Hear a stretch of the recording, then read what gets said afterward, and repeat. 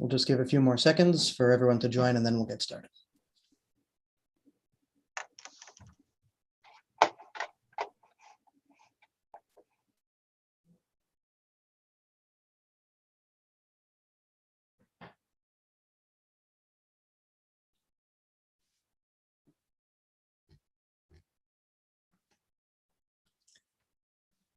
Well, good afternoon, everyone. Thank you so much for joining us today at the Center for European Policy Studies. My name is Zach Pakin, and I'm a researcher in the EU Foreign Policy Unit here at CEPS. It's my great pleasure to welcome you on behalf of CEPS today to this obviously extremely timely panel and webinar where we are going to be discussing the future of the Russian political system and what it implies for Europe. And for that, for those of you who are familiar with this field of research, you will know that there are no better panelists than the ones that we have brought with us today. And we are very pleased and fortunate to welcome Andrei Kolesnikov, who's a senior fellow at the Carnegie Endowment for International Peace. Thank you so much for being with us today from Moscow. We greatly appreciate it. Marlène Laruelle is professor and director of the Institute for European, Russian, and Eurasian Studies at the Elliott School of International Affairs at George Washington University in DC. Marlène, thanks so much for being with us as well. And finally, Samuel Green is professor of Russian politics and the director of the King's Russia Institute at King's College London in London, UK. Sam, thanks so much for being with us as well. Andrei, I'd like to start with you. You're there on the ground right now. How have political life and social life in Russia changed since late February? Please help us understand. Thank you so much for the invitation and for the opportunity to be here. I'm a bit confused because it's hard to choose the starting point for this talk, and we can talk theoretically. What does it mean? What kind of regime Putin constructed before the special operation, and after that we can talk about psychology of average Russians who are accepting the idea of special operation, and it was a bit unexpected for a lot of experts in Russia. We can talk about 9th of May, which is a very significant date and which is coming. We are at the eve of this special date for a lot of Russians, for majority of Russians, such a sacred date, sacred holiday, and everyone waits for some new announcement from Putin's side, and we are waiting for some bad news or symbolic steps or something like that.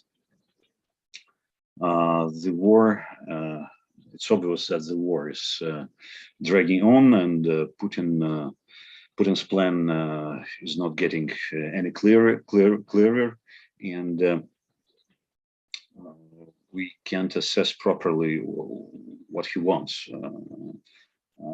But he must make some symbolic, practical gestures in a few days on May 9. Everyone here is scared that he will announce a partial or full mobilization, military mobilization, I mean.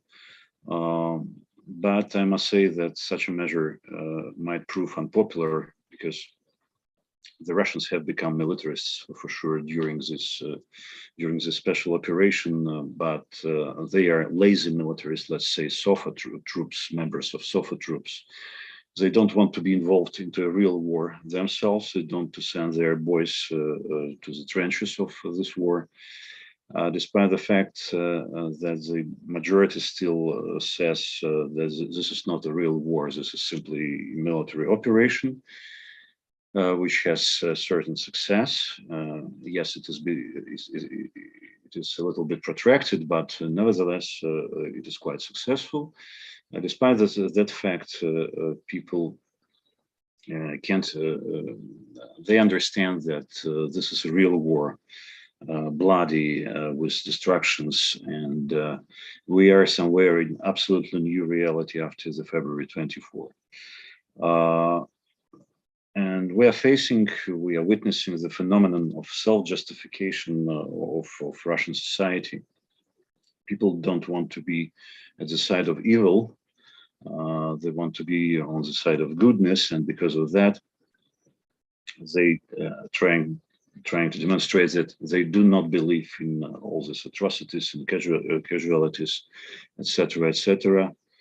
And because of that, because of their disorientation, they accepted the ideas of Putin, all these propaganda cliches, like we're fighting with neo-Nazis, which were prepared by the West, and the West is simply using Ukraine as a tool to fight with Russia, to weaken Russia. And it was a preemptive strike. It is not an offensive war. This is a defensive war, a defensive special operation. They don't use the term war. And people are repeating simply all the stuff which is coming from the very top. I would say that this is a peak of the development of this regime. I name it hybrid totalitarianism because it is not enough for Putin right now to demobilize masses in order to get their mute support. He needs strong support. He needs mobilization of masses, and to some extent he has got it. And we are witnessing right now the wave of denunciations, for instance. It's like not like in Stalin's time, but quite close to the mechanism of psychological mechanism of this wave of denunciations is quite close to the Stalinist system, Stalinist psychology. And because of this mobilization, we can say that there are some small or big elements of the totalitarian system inside this Putin's authoritarianism. I can compare it with Gleichschaltung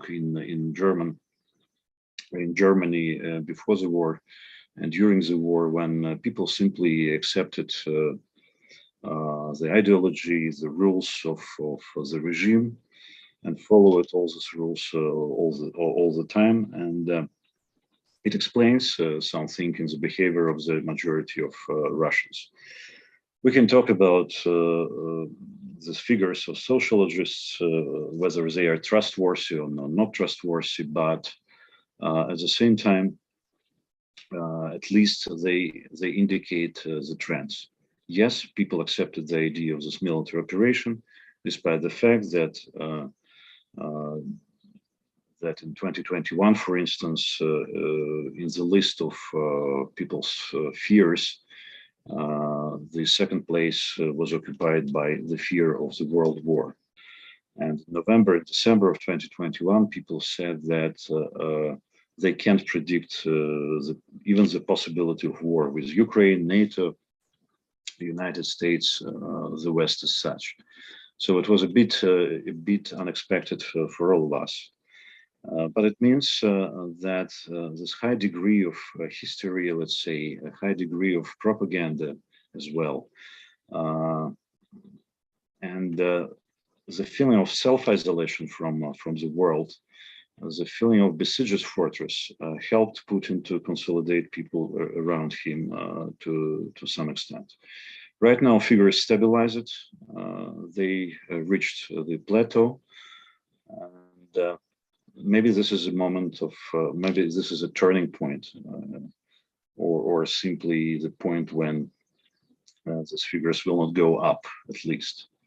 So because of that, I think that Putin will not announce mass military mobilization on 9th of May, because this measure could be very unpopular again, I must repeat. So the situation is quite contradictory, but one more problem is that people have got accustomed to the circumstances of war. This is a routine for them, and even right now, not so many people are waiting for the end of this story. waiting for something, for peace, or waiting for the continuation of war. But the majority still believes that we will be victorious in this very war. So I will stop myself here. Thank you very much, Andrei, for that excellent opening salvo. Marlène, I'd like to come to you next in a question that's in two parts. Number one is that you very famously wrote a book recently that was provocatively titled, "Is Russia Fascist?" Your conclusions were very nuanced, but I'm wondering if there's anything that you've seen over the past 2+ months that has encouraged you to revisit some of those conclusions that you put forward in the book. And second of all, a related question, which is what you're witnessing right now in Russia. In your view, does this look like a permanent shift, to the extent that shifts are permanent? That is to say, is the regime seeking a fundamentally new source of legitimacy, much like it did, for example, in 2012, when Vladimir Putin returned to the Kremlin? Or rather, do you see this more as a passing phenomenon that's just related to the war? Yeah, thank you. To begin with your second question, I mean, I don't think they can go back to what they had before, right? So I think it's a fundamental shift that they will try to stabilize the kind of regimes, and it's because it has been shaken by the war. And I think now we see really, even inside the decision-making circle, some tensions about strategies and doubts about the kind of the new focus on the Donbass. There seems to be clearly a party of war that want to go back to a more extensive battlefield in Ukraine. So we see the regime is in flux and it's still kind of evolving. And I think it still has a capacity to function ad hoc, but I don't think they can go back to the past, right? I think they made a kind of definitive turn towards something that will be ideologically more heavy, politically more repressive, more authoritarian. And on the question of the nature of the kind of ideological production, I think there have been a turn in the languages of the regime, clearly with Putin's declaration of related to the war.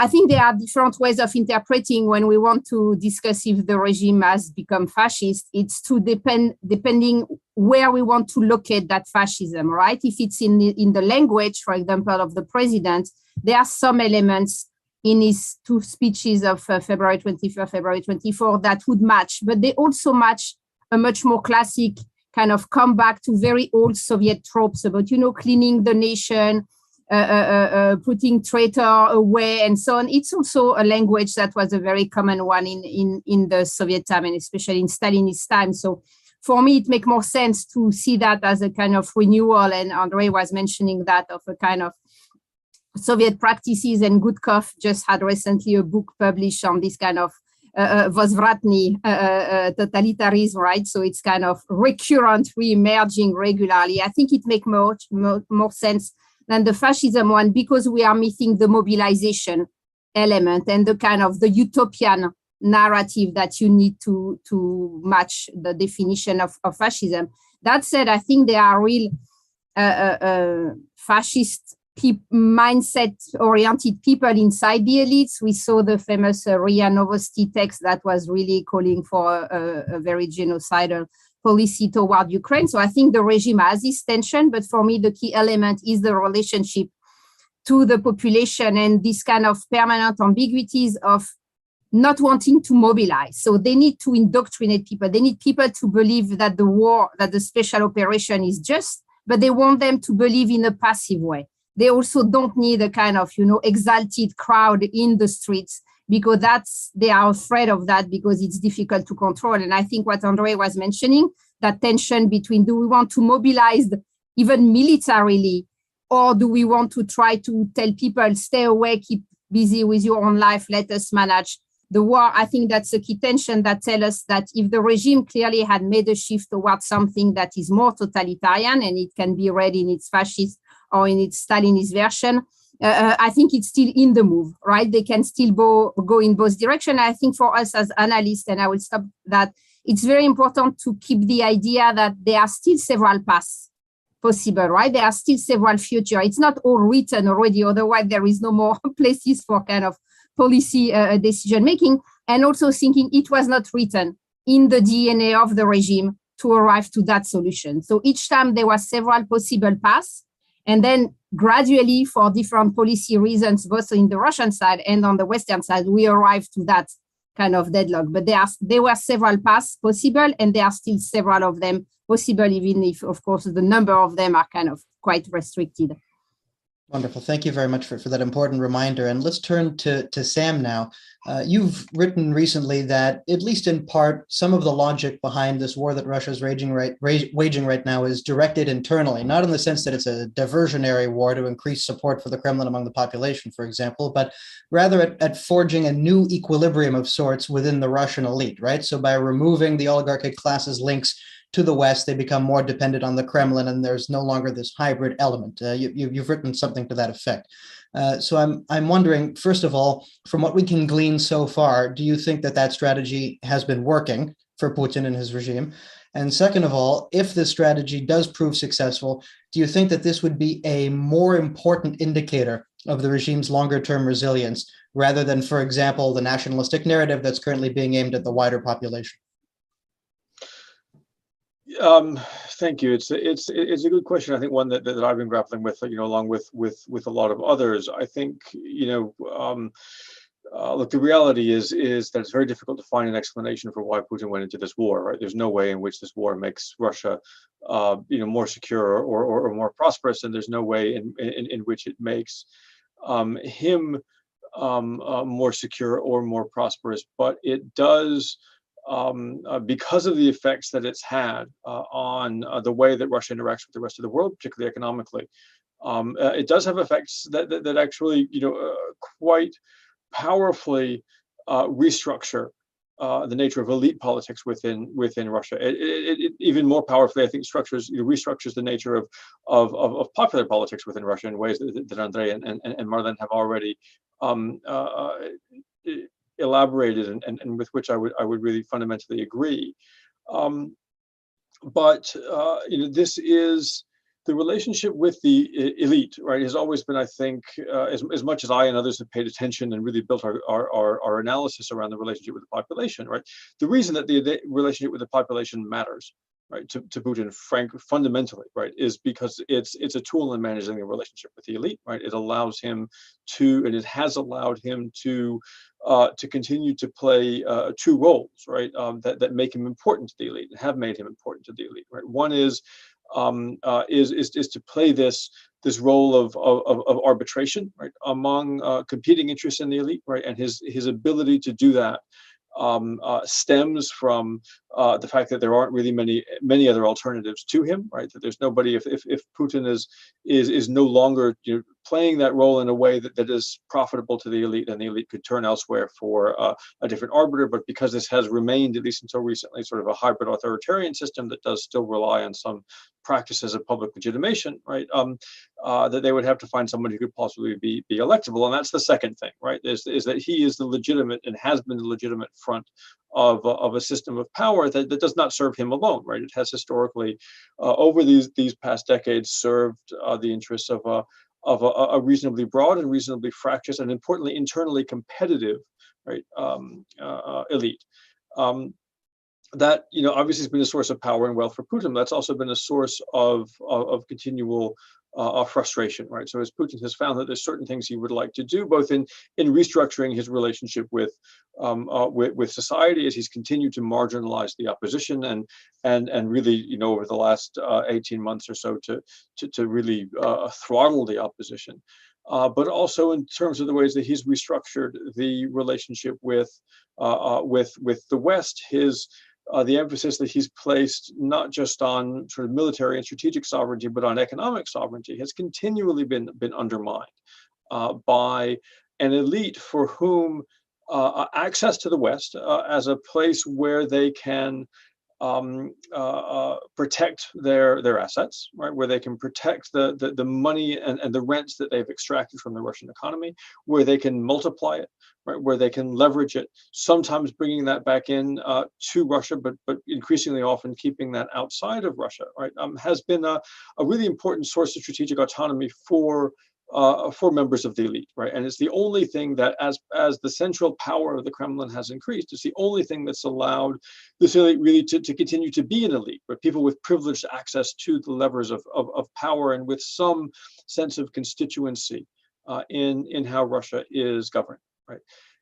If they now no longer have that access, right, and that does seem to be the case, then they transition very rapidly, right, from being constituents in a political system, right, albeit not as powerful as they used to be, to being essentially expendable salarymen in a system that can decide, to what extent it needs them, right, and so the imperatives of redistribution, of keeping people happy, right, of keeping rents flowing around the system, really, potentially shift quite radically, right?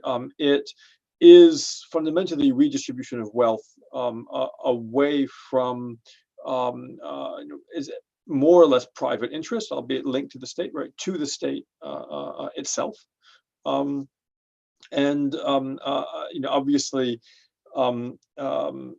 that should have been an opportunity, right, for the elite to decide that they weren't happy with this new arrangement. Right. And we've seen little bits of reporting here and there. Catherine Belton had a piece in the Washington Post recently about this. That do suggest obviously that people aren't happy about this, right? And that's entirely unsurprising, right? It would be it's impossible to imagine, right? People within the Russian elite, including in the bureaucratic elite, right, who have themselves benefited from this access to the West. It's impossible to imagine any of them being happy with this new reduced situation. But we do consistently seem to find that they feel unable to challenge it, right? That for whatever reason, and it's opaque to me, certainly from the outside, right? Whether it's a question of Putin's effective domination of the discursive space, right, of the ideological space, his sense of domination over public sentiment, right, or the domination of the security apparatus, and it may be a combination of all three. Right, they have not felt that they can challenge this situation and attempt to return to the status quo. And I'm beginning to feel that if there was a window of opportunity there, that window may be very close to shut at this point. Thanks very much, Sam. Andrei, back to you. In recent years, there's been a lot of discussion in the expert community about the gradual technocratization of the Russian government, right? And for a number of reasons, some people have said that Putin's more interested in the bigger questions of foreign policy, and he wants to leave the sort of everyday governance of Russia to other people. And when Mishustin was appointed as prime minister, many people saw this as a continuation of that trend, of the further technocratization of the Russian government. Do you think that President Putin has thrown away that approach altogether now with this war in Ukraine, making it very difficult for the state apparatus effectively to govern the country and the economy in a sustainable fashion? Yes, it's a very, very good notion. I would say that this technocratization could be even more important right now than it was recently, because all those people in the economic bloc of the government, they always have to liquidate the consequences of geopolitical and political decisions of siloviki, of different law enforcement bodies of Putin himself. Now they have to liquidate the consequences of the most horrible decision of this part of the power, and it concerns for sure people who are symbolizing still systemic liberals. They're not liberals at all right now, but they are systemic economists, let's say, like Silanov, who is the head of Ministry of Finances, Elvira Nabiulina, for sure, who is the main player in current situation, is trying to stabilize the ruble, and for sure Kudrin, who is simply the head of an accountant chamber, who can't influence the political decisions, but he can advise something in order to save the situation. But right now, it's a high time for Mishustin's interventions, and the growth of the role of these technocrats, because they're diving into details of sanctions, into details of some legal regulation of very different, very narrow spheres of Russian economy. And in that sense, Putin is grateful for them for sure. And this is one more evidence for him that he was right when he stressed this point that we must technocratize the elite. We must find new faces, younger people who could be politically loyal, absolutely loyal, but at the same time, they know how economy works, how the system works, not touching the fundamentals of the political system and even economic system where the state is the main player. And right now we see after this economic blockade, how internationalized it was the Russian economy. It was really market economy, despite all these very strong interventions of the state into all the processes in the sphere of market, in the sphere of entrepreneurship, etc., etc. So right now, I think Putin will simply support this approach. Gotcha. Back to Marlène right now on another question on discourse. You've identified several different discourses that Russia has deployed internationally over recent years, right? That sometimes work separately, sometimes that work in tandem. You know, the sort of joker or spoiler type discourse, a more conservative or quasi-revisionist discourse, a more liberal discourse, which has maintained itself in some form, despite tensions between Russia and the West in recent years. Russia is a defender of the global South, which has preserved itself since, the Soviet times, for example. So I'm wondering if you see those discourses having shifted at all and the equilibrium between them having shifted since the start of the war. And I assume, of course, that is the case. And if so, what can it tell us, in your view, about the regime's longer term intentions, both at home and abroad, assuming that the regime does indeed manage to preserve itself in place?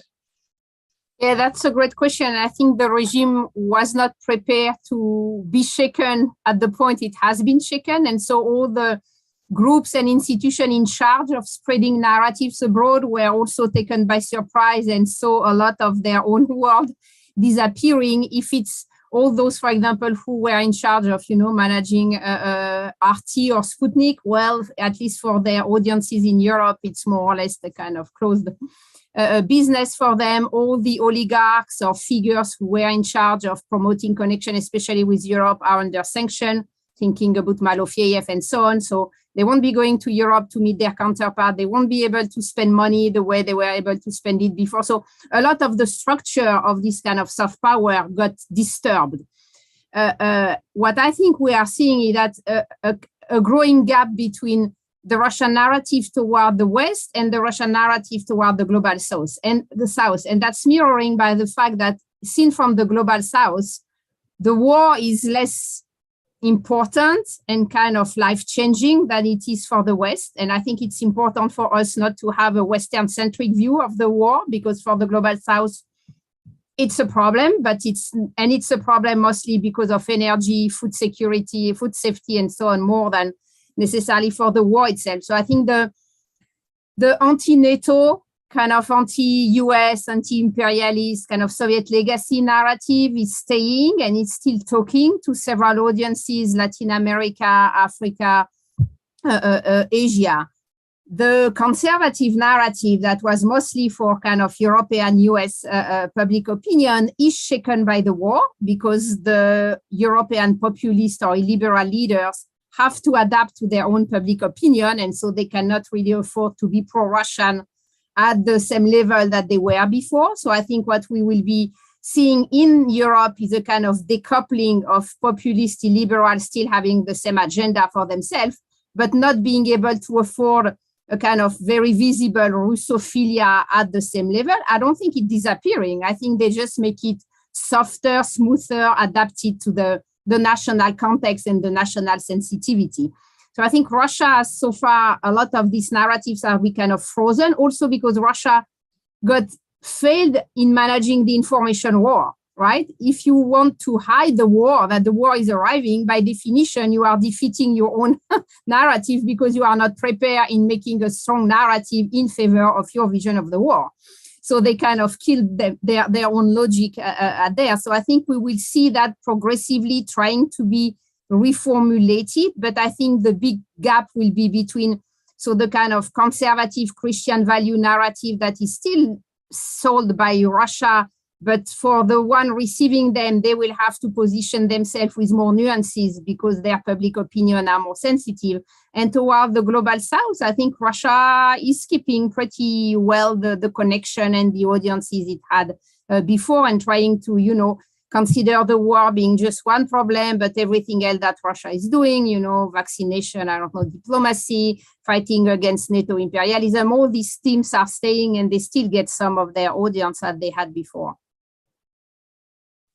Gotcha. Thank you very much. Sam, back over to you. Irrespective of certain domestic governance trends that we are seeing unfold right now towards more or less openness in Russia, more or less repression, more or less technocratic management, irrespective of all of that, in your view, do you think that ideological discourses and geopolitical trends are going to become or remain the primary shapers of, if not Russian domestic governance itself, at least the context in which it operates? That's a really fundamental question, and I think that the answer isn't determined yet. I mean, I do fundamentally agree with what Marlene said about the fact that the future isn't written yet. We want to be very careful both about, as she said, projecting the present moment back into the past, and having the idea that this was where we were all destined to end up. But we need to be equally careful about projecting the present moment into the future, right? As Andre was sort of hinting at earlier, the role of ideology really is the key, and it's not just an academic distinction, but the key distinction between an authoritarian and a totalitarian system, right? An authoritarian system, obviously wants to control the distribution of power and lock certain constituencies out of power, but a totalitarian system uses ideology as a tool for really imposing control on increasingly deep aspects of social, political, and economic life, right? And sometimes that happens by design when somebody comes into power with an ideology in place, and they have this utopian vision for how they're going to remake society. Other times it happens in more creeping ways, right? Because the logic of maintaining power for a regime and for a group of people in power, right, begins to require that they do insert themselves into people's lives. So if you ask me at the moment, do I see an ideology in Russia and in the discourse of the Russian state, right, that would be able to sustain a totalitarian shift? No, I don't, right? Simply because the ideology that we do see, right, it's an ideology of confrontation, of existential conflict, right, of isolation, and of exceptionalism, right? Now that's an ideology that lots of political forces around the world have, right? It doesn't always lead to totalitarianism, but it's also in Russia, it's particularly thin and particularly hollow, in large part because it doesn't actually have a material aspect to it, right? So it does sort of justify the material hardships that people have to go through, but it isn't tied to a program of sort of redistribution and intervention by the state in people's lives yet, right? And that's the key point, because the longer that this lasts, right, and if the sanctions remain in place and in fact continue to deepen and to toughen, then I think the Kremlin is going to find it increasingly difficult to maintain this sort of technocratic distance, and frankly, this highly liberalized relationship that it has with the Russian public, and this austere relationship that it has with the Russian public, right? If it's going to tell people that you don't have access to the rest of the world and to a globalized, internationalized, free trading, more or less, economy, right, to make your way in the world, right, and to secure your own prosperity and livelihood within Russia, right, then I think it increasingly finds itself in a position in which it has to provide that livelihood for people. And that means not just telling them what they can't do, right, but actually giving them resources to do certain kinds of things, And both of those, right, require some kind of an ideological justification. Both of those require a justification not just for why we're better at doing this than maybe a political alternative, right, and why this is a better situation than reopening to the rest of the world and withdrawing from conflict, right, but why in fact we are the only people who can possibly do that for you. Why Putin is the only person who can possibly do that for you, when that does get into a logic of ideological orthodoxy, right, and ideologized legitimation, right, and so I think there is a very real possibility that we do end up there, right. That's already been used, right, frankly, to reshape the entirety of the political,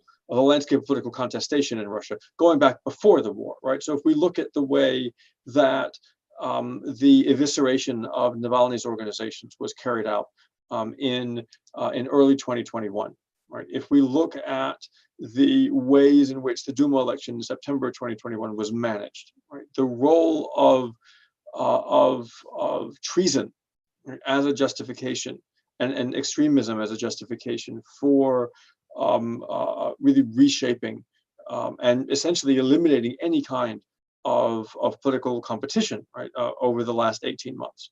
Right, again, something that preceded the war, but which carries on both into the justification of the war, and I think makes it not only possible, but in fact very difficult not to, right, continue to pursue that line of thinking towards further logical conclusions, right? And so, Andre was mentioning denunciations, right? It begins to impose a logic, even from the bottom up, right? Of okay, if this is the landscape in which I've landed as a Russian citizen, right? In which survival depends on ideological orthodoxy, on projections of loyalty, right? That I can project that both by being super loyal, right? But also by pointing out people in my surroundings, teachers, university professors, colleagues, business managers, right, who may be not so loyal. Right? We've seen discussions in the media just today in Russia. In fact, I think that the government has said that the Duma said that they would not rule out, imposing criminal or further criminal penalties for sanctions busting or for counter sanctions busting in Russia. So again, providing tools and motivations for people to create the reality of something approaching totalitarianism from the bottom up. What you've just said, Sam, raises an interesting corollary, I think. In my conversations with Russian conservatives, one of the tropes that you tend to hear the most often, one of the great laments that they have, is that Putin is seen as too much of a pragmatist and not ideological enough. And of course, in addition to Russia being sort of third in material capabilities after the US and China, it's also third, ideologically speaking, the most pragmatic. And unlike the US and China, it doesn't have a big idea, unlike the Soviet Union. There was a Sovietsky человек. There is not yet a Российский человек. There's not a clear model of Russian governance and what Russia has to offer the world. So I'm wondering, in your view, do you think that this war facilitates perhaps the creation of the next big Russian idea, or is it not really capable of doing that? I mean, look, after this war began, I'm kind of done making predictions, but I struggle, right? And to me, it's not about what Russia offers the world, right? Because Russia doesn't, I think, despite some of the residual things that Marlene was talking about in terms of liberation in the global South, Russia is fundamentally it's hard to say this at the moment, but it remains a status quo power, right? So as opposed to things like reforming the UN Security Council, you've now got London and Washington talking about reforming the UN Security Council as a way of marginalizing Russia, right? Rather than the other way around. Also, something I don't think is going to happen, right? But it's in most cases, right? Also a power that's very much opposed to any kind of regime change, right? That's really wedded to the inherent legitimacy of any power structure that happens to be in power at any state at any given time, right? There are some exceptions to that, obviously, in the post-Soviet space, But we've seen that's been the case in the Middle East. That's been the case in its relation to regimes in Africa. That's been the case in Burma. Been the case even through most of the post-Soviet space, right? So you think about Belarus and Kazakhstan just in the last couple of years. So I don't think I don't see Russia as a revolutionary power. I think the question is, can the Kremlin, after 30 years of cementing essentially a relationship that I would characterize as a Soviet-style divorce, right, with the Russian people, right, a divorce in which you no longer maintain an intimate relationship, but you have to share the same physical space because you got nowhere else to go, right? Do they have the wherewithal, right, to actually begin to talk with the Russian people about a new kind of relationship, right, in which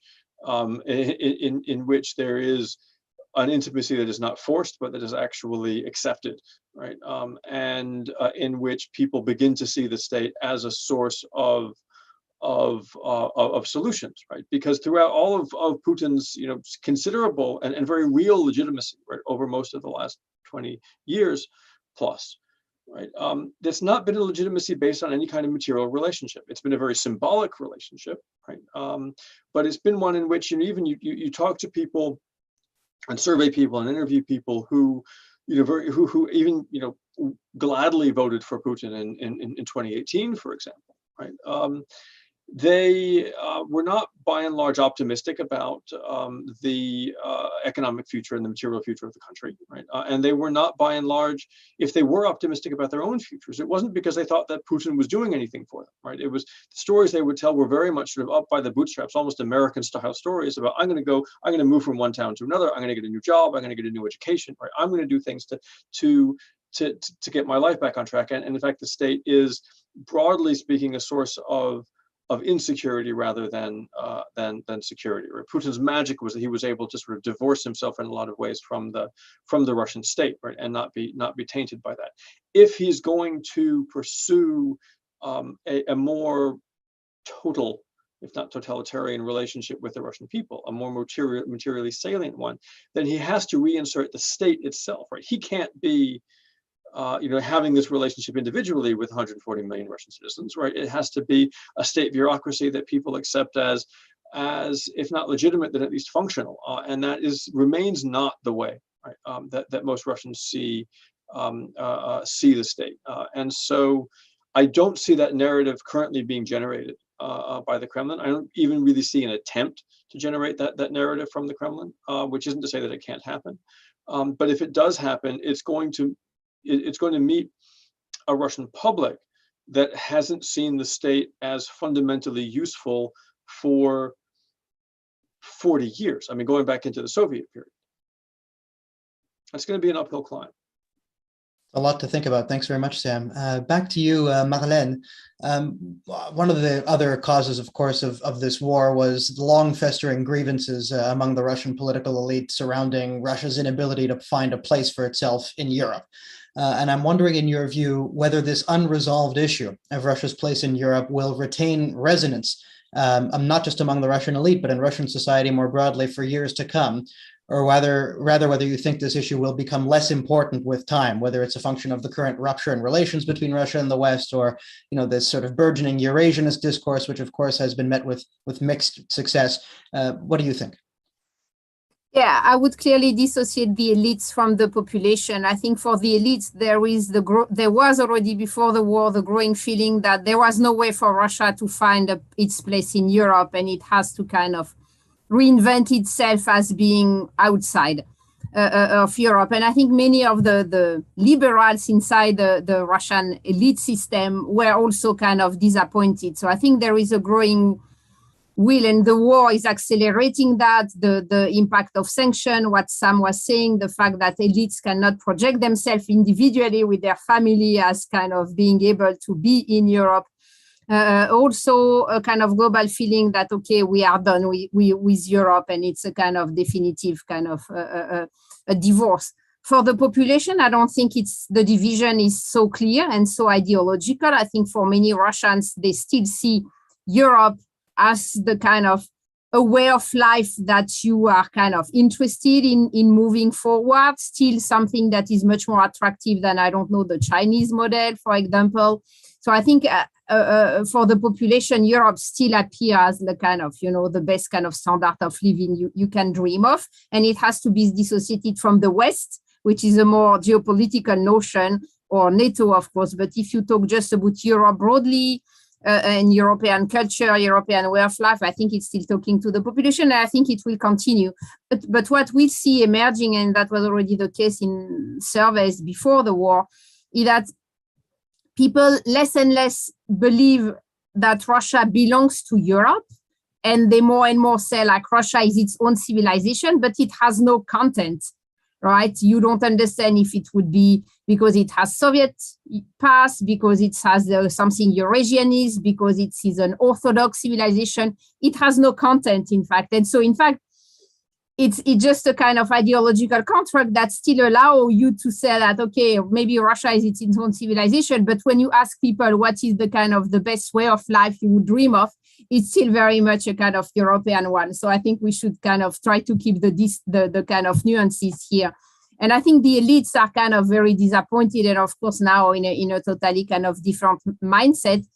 But I mean, I don't know, depending how things evolve, I think we could see some of them kind of coming back to the idea that maybe the only future for Russia is one way or another, a kind of dialogue with Europe. Yeah, you describe almost a subaltern relationship. You think that's still in place at this point, Marlène, despite everything that's happened? I think so. Okay, we'll leave it at that. Andrei, over to you. What about the question of how Russians see Ukraine and Ukrainians? Do you think that this war will eventually make Russians more or less likely to hold dear this idea of national or spiritual unity between Russia and Ukraine? And I'm talking about the views of ordinary Russians here. And how do you think that evolving attitudes on this question in Russian society might affect Russian politics over the medium term? Ukraine is considered by Russians in their contradictory view. Again, I'm talking about the majority, sociological majority. On the one hand, this is the part of the West and partly hostile territory towards Russia. On the other hand, this is a part, as we know, of the United Nations. They are simply, this is not an independent state. This is kind of a part of Russia, and Ukrainians ethnically are Russians, but they're speaking in such a strange way, like using this not language but dialect like Ukrainian. The same story with our brothers Belarusians as well. So this position is quite contradictory, but Russian brains are accepting this kind of dichotomy. So the attitudes toward Ukrainians are worsening. But just like the attitudes towards the West as such, towards the European Union and towards the United States, all these attitudes are worsening opportunistically. When here is a peace between these countries, the attitudes are not so negative. If we have kind of a hybrid war or real war or proxy war, the attitudes are worsening and they are in decline. So in that sense, Ukraine is really a part of the collective West. But again, according to Putin's view, which is quite close, I think, to the position of an average Russian citizen, Ukraine, this is our territory. Just like it was with Crimea, which was for sure our territory culturally, historically, and it was a mistake of Khrushchev, etc., etc. And our main teacher of history, Putin, explained everything about it, how he explained everything about Pact Molotov-Ribbentrop and about the history of Ukraine. And people again accepted it as a kind of a history lesson. But at the same time, at least the east of Ukraine, south of Ukraine, central Ukraine, Kiev, this is historically and culturally as a part of our empire. This is purely imperialistic thinking, which is combined with nationalistic thinking at the same time, with some very uncertain and vague ultra-conservative views. And this is a mixture which we can name Ruski Mir, Russian world, or Russian even state ideology or people's ideology, which is nearly the same right now. So in that sense, this war is justified by this kind of ideology. It is not written. This is not simply the influence of this or that philosopher or somebody else. This is not Dugin, who is overestimated. But Putin himself has his own understanding of the situation. He's self-educated philosopher, Russian conservative philosopher, let's say.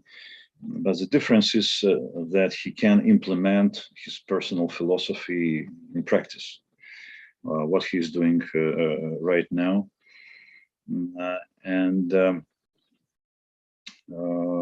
In this ideology, really, Ukraine must be ours. And this is a full stop and very simplified explanation of the situation to average Russians. Gotcha. Thank you very much, Andrei. We've got a couple of questions from the audience that I'd like to turn to now. And I'd just like to remind our audience that the panel will be going until 1/4 past the hour. So please do stay with us if you can until 4:15 p.m. Central European time. The two questions I'm going to direct one towards Andrei and one towards Sam. Sam, first to you. Recent developments, it is asked here, raise questions on the nature and the real character of the fall of the USSR. Could we say today that there has never been a real democratic process in the country simply because of a lack of democratic tradition? And the presence of a market economy itself did not automatically bring about democracy. The West missed an opportunity for real institution building, etc. But I guess the gist of this person's question is effectively how much is the fall of the Soviet Union really a break in history with something that comes after it being fundamentally different than what came before? Or rather, was it some sort of temporary abeyance, if I could summarize the question? It's a good question, and I'm grateful for the question because it's important to get this straight, right? I've said this before. We don't want to read history backwards, right?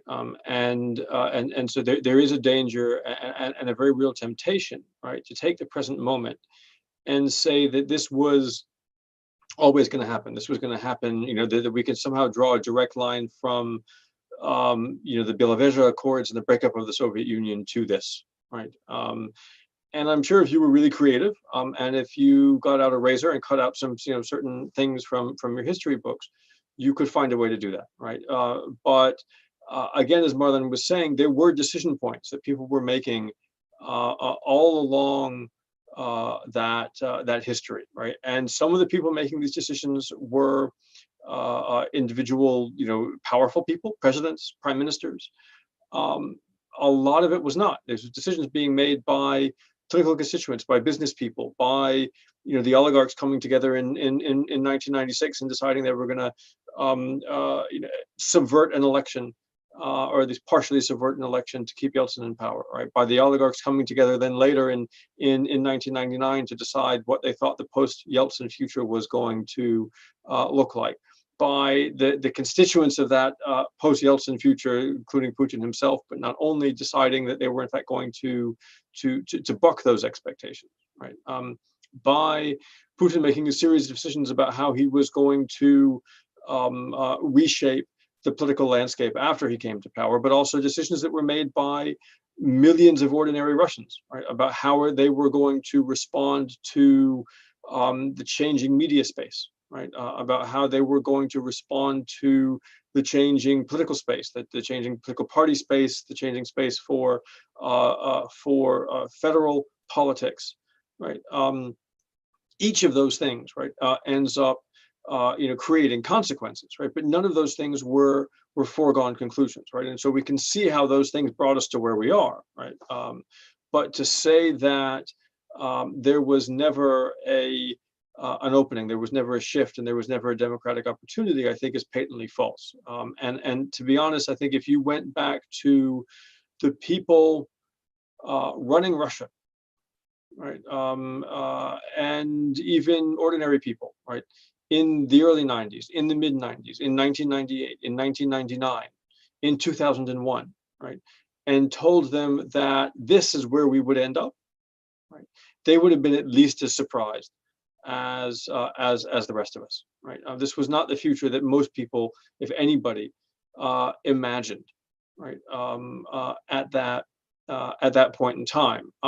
Now there were analytical mistakes, right, that we made about, and I mean we in the broadest possible sense, about what the trajectory was after 1989, right, in Central and Eastern Europe, and after 1991 in the Soviet Union, right? And we've been wrong on a lot of counts, right?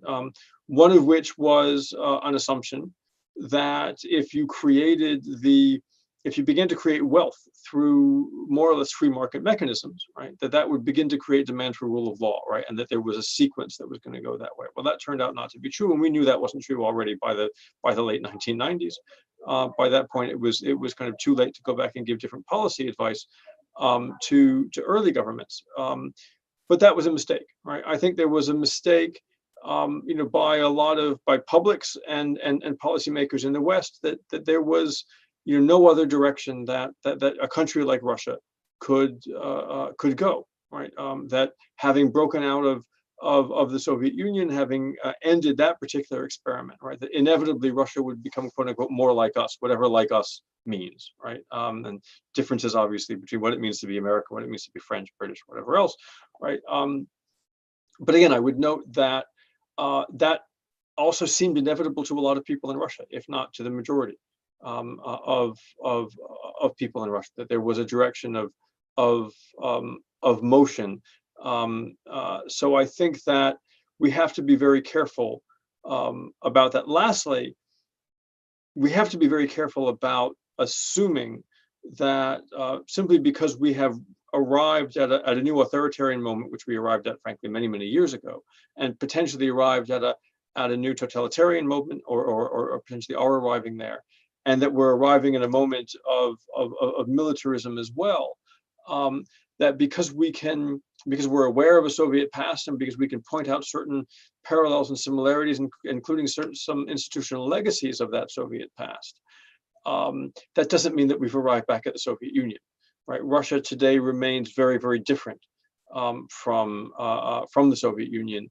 That's true, as we've already talked about, in the structure of ideology. As Andrei mentioned, it's true in the structure of the economy. It remains a predominantly privately produced economy, even if the role of the state is tremendous.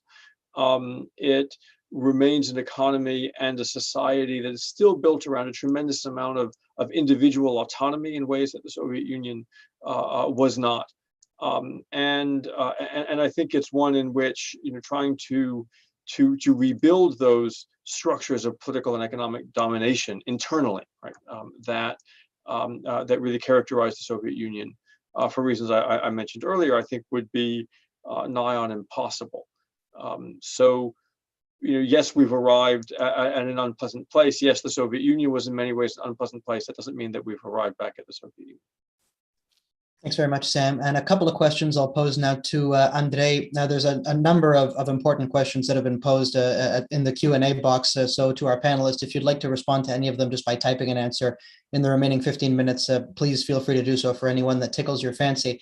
But a couple of questions for Andrei from the audience. One is that what are the key factors that would prolong or shorten the duration of the war? And given the topic of this panel in particular, let's talk not just about battlefield factors that would prolong or shorten the duration of the war, but also domestic factors, whether it's related to, the general population or the regime in Russia. And then second of all, there's a question about whether there are generational differences in the population cohorts in Russia that are supporting or not supporting Putin. I see that Marlene is typing an answer right now. Andrei, if you do want to come in on that as well, feel free.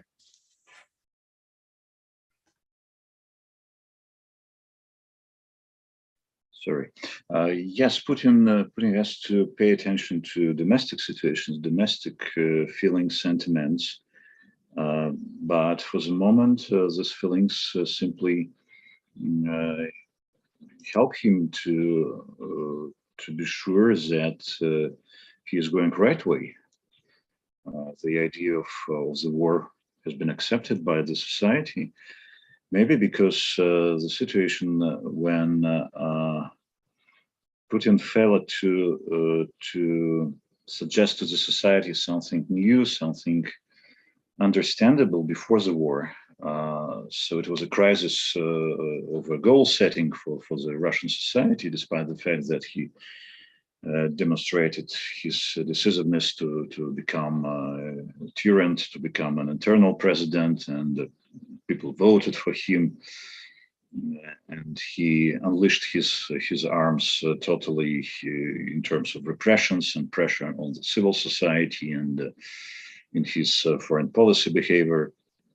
But to some extent, war became the goal-setting substitution for him. Here is one more point for our greatness. Yes, he could say that I know that economic performance is quite important, and according to the sociological polls, people pay more and more attention to economy and social sphere, and for them this is also the part of the Russian greatness, not only military greatness and fearfulness of the state, etc., etc. But right now, he can feel this kind of support of war, and because of that, he can continue it. But again, for 17% in the end of April said, according to the Vadis Center survey, said that they do not support war. More impressive figures than it was a month ago. And all those people are paying attention to protractedness of war and to casualties. It's an important point, and because of that, Kremlin must think about it. There were news that Peskov denies the plans of military mobilization. It's also symptomatic. So if people will change their minds and they will they will pay more attention to economic issues, maybe it will be a clear signal that the war must be finished at some point. But I'm not sure in it, because we don't know what is happening in the brains of Putin. So, yes, there are generational differences, for sure. And younger generation is quite open to the West, quite open to modernized world. They don't know borders. They don't know any constraints which are typical for elder generations, especially people who are in their 60s, 50s, not to mention 65 plus. But at the same time,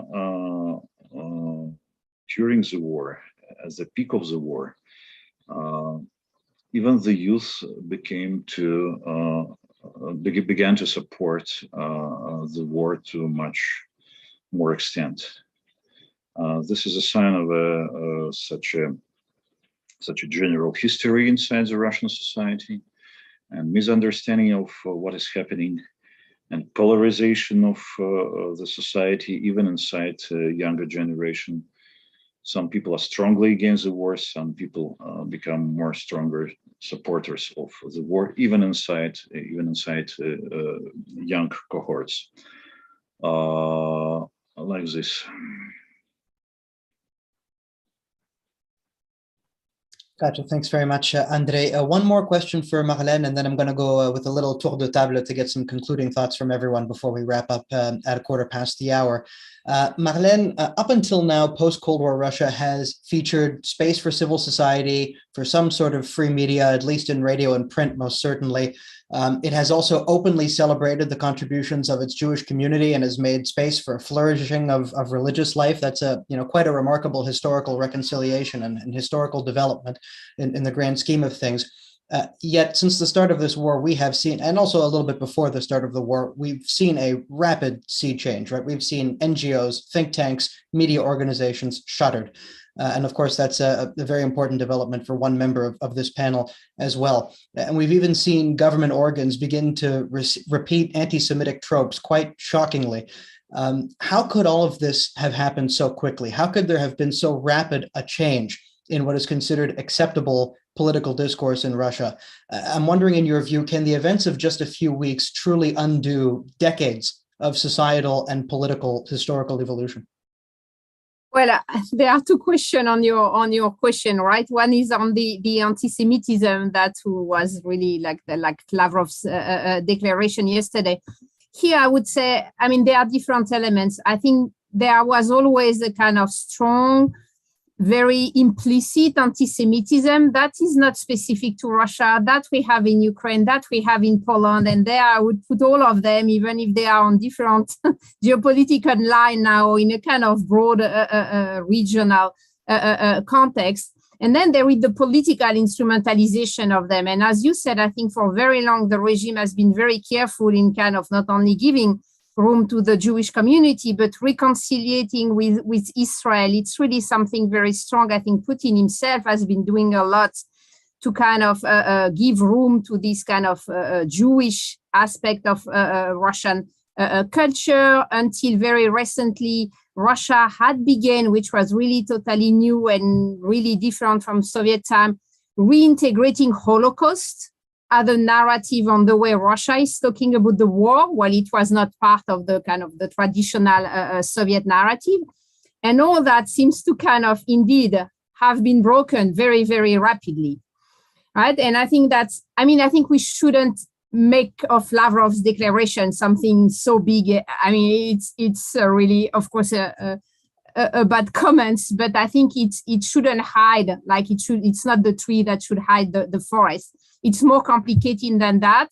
And I think it's something that is, as I said, not specific to Russia. And I think there are many other features in Russia that show that there is not the decision to kind of instrumentalize politically anti-Semitism as we tend to kind of interpret it, especially after yesterday. But the fact that on the memory war that have been going on with Poland and Ukraine over a decade have been very much focused on, of course, also the Holocaust, the place of the Holocaust in Polish memory, the fact that Zelensky is Jewish, the fact that indeed the Russian narrative on so-called Nazification of Ukraine is has this kind of ideological kind of tension about with Zelensky identity. I think that's why kind of explain the kind of really ridiculous statement of Lavrov yesterday, but I would keep that in a broader picture where I don't think we see any kind of will of instrumentalizing anti-Semitism in a political sense in Russia today. The broader question you had about the kind of the more repressive aspect towards civil societies, I think, as Sam was saying, and Andre, it has been like moving forward over the years, and it has kind of accelerated. At the same time, still today, and I know it can be tough to say now in the condition, especially for all our good colleagues in Russia who are really in difficult situation, the regime could be much more repressive. Massively repressing, massively arresting, massively jailing for 15 years, a lot of people. And I think they try not to do that. The fact that the borders are still open, that if you want to flee, you can still flee. I think there is a real will of saying, okay, if you are unhappy, you can still leave as a way to kind of avoid moving to the next step, which is the mass repression. And as Sam and Andre were saying, once you move in the kind of a really totalitarian system, the level of mass repression, the cost of it, the apparatus you need is very costly. And I think even now in this awful condition, they try to avoid making that last move. Wonderful. Thank you very much, Marlène. We've only got 6 minutes left, so if I could ask each of you to keep your concluding thoughts to 2 minutes max, if possible, although it's going to be a difficult question I'm posing to each of you, which is, first of all, based on everything we've discussed so far, what do Western governments need to keep in mind if they want to successfully manage this crisis in Ukraine right now? And then the second question is a little bit more long-term. Let's imagine at some point that there is a Россия без Putina, that there is a Russia without Putin. What is it most likely to look like? What will it be its primary political imperatives? how amenable will it be to good relations with Russia based on the way things have gone over the past 2+ months? And with that in mind, therefore, what do we in the West need to keep in mind right now if we want to keep the door open to some sort of relationship with Russia down the road, even if this is only after Vladimir Putin leaves office? So let's start with Sam, over to Marlene, and we'll give Andre the last word. In 2 minutes. Yes. Okay, so on Ukraine, I think we need to resist the temptation of quick fixes. I think we need to understand not only that there's not a whole lot that we can do that's going to lead to a quick victory. The likelihood is that this conflict at some point will end or come to something approaching an end that will not look like a clear victory for anybody. And so what we need to be focusing on now is not only how do we continue to support Ukraine, but on how do we begin to plan for supporting Ukraine and managing the relationship with Russia in a future, right? That is not in fact pleasant to anybody. That then I think gets it to a certain extent into the second question, which also I think my answer would be to have humility. There are lots of different ways that politics can go in Russia, and the future of post-Putin Russia will depend in a large measure on how Putin leaves office, right? Whether it's in a controlled way, whether it's in an elite-led way, or whether it's in one in which the elite find they actually have to turn to the population for some kind of legitimation, and maybe in a competitive way if there isn't in fact an elite consensus on what the future looks like. There are all kinds of other scenarios, involving the future of the Russian state that we don't have time to get into, but the reality is that Western governments have just about nothing they can do to shape it, and any attempt made to shape that outcome is likely to only make things worse. So it's about maintaining traction in terms of an awareness of what's going on in Russia, maintaining communication with those who are willing to communicate with us. It's about, and I would say this as an academic, but it's about investing in research and analysis so that we do know what's going on. And then being ready to respond when an opportunity emerges. But I think again, being very humble about the ability to create that opportunity. Thanks very much, Sam. Marlene, à vous la parole. Yeah, thanks. Yeah, I agree with Sam. I think there is tensions in the Western narrative about what we define as a potential victory of Ukraine, and that's a problem. I think we don't have a clear definition of what would be a victory for Ukraine that wouldn't result in a huge escalation from the Russian side. I think we need to continue imagining what would be a kind of face-saving solutions for the Russian side.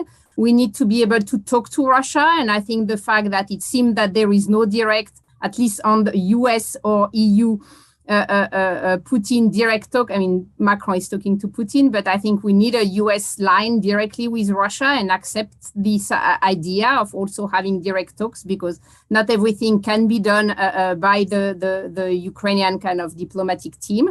I think we need to support in the Russians who are in exile. Whoever in Russia would like to talk, we also need to be prepared to, maybe some Russian elites would be interested in knowing if there is any way for them to escape or to kind of live in a kind of safe way. And if we want things to change in Russia, we need also to be able to send this kind of messaging.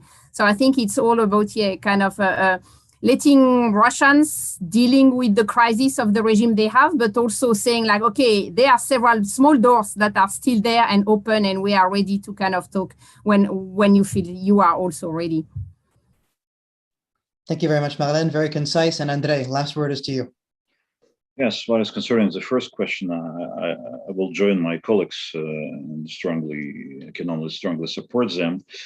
I can add only that if the West doesn't want to see in 15 years, in 20 years, as a territory of Russia, a wild field, the West must be more open primarily to the younger generation of Russians, especially in terms of communications and especially in terms of visas, if you want, and in terms of education for sure.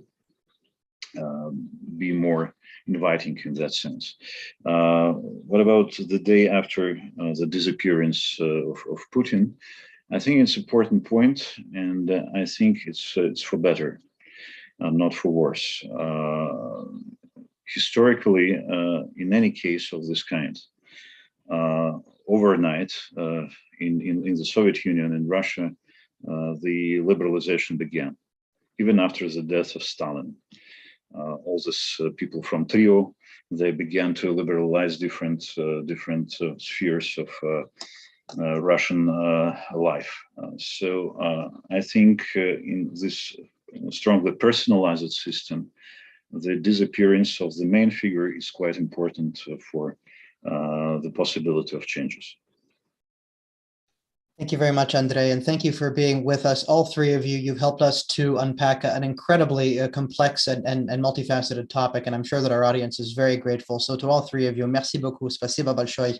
Thank you so much. A reminder to our audience as well that if you're able to join us tomorrow, all day long tomorrow, we're going to be looking at the question of temporary protection for people fleeing the war in Ukraine, challenges ahead, and the way forward for a common EU response.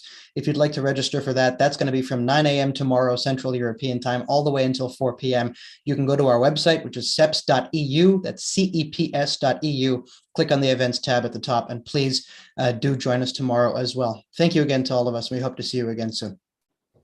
Thank you. Thanks so much.